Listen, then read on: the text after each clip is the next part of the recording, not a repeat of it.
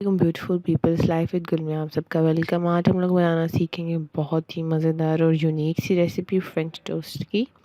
तो चलिए चलते हैं रेसिपी की तरफ। आप इसको ऐसे अच्छे से गार्निशिंग करके ही पेश कीजिएगा।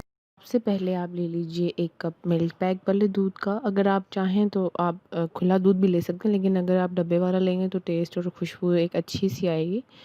फिर आप इसमें ऐड कर दीजिए 1 कप हैवी डेयरी क्रीम का, 5 टेबल स्पून कैस्टर शुगर के। अगर आप लोग मीठा ज़्यादा पसंद करते हैं तो उस हिसाब से आप बढ़ा दीजिएगा। 1 टीस्पून वनीला एसेंस। और अब इस सबको आप अच्छी तरह से मिक्स कर लीजिएगा, कोई लम्प्स ना रह जाए। इतना अच्छे से इसको मिक्स कीजिएगा। आप या स्पून यूज़ कर सकते हैं या कीफ यूज़ कर सकते हैं। बेटर है कि कीफ यूज़ कर लीजिए ताकि कोई भी हल्का फुल्का सा लम्प्स ना रह जाए क्रीम का या दूध का। अब हमने इसको अच्छी तरह से मिक्स कर लेना है। मिक्स करने के बाद हमने डब्बा रोटी लेनी है। 1 टेबल स्पून जो मक्खन है आपने वो लगाना है। 1 टेबल स्पून मक्खन ही यूज़ करना है, ऑयल यूज़ नहीं करना है इस रेसिपी में आपने।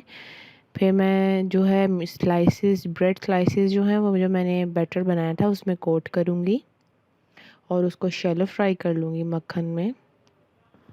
आप इसको फ्राई करते हुए बहुत एहतियात कीजिएगा, बिल्कुल मीडियम हीट पर आपने इसको फ्राई करना है। तेज़ हीट पर आपने इसे फ्राई नहीं करना है।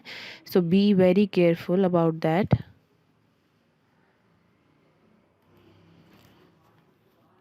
तो आप एक साथ 2 भी कर सकते हैं, 1 भी कर सकते हैं। It all up to you, it's all.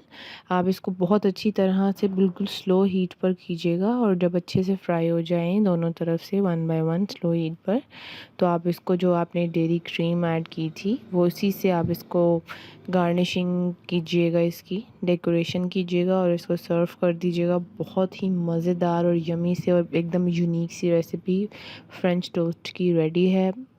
I'm sure you loved it. Don't forget to subscribe my channel.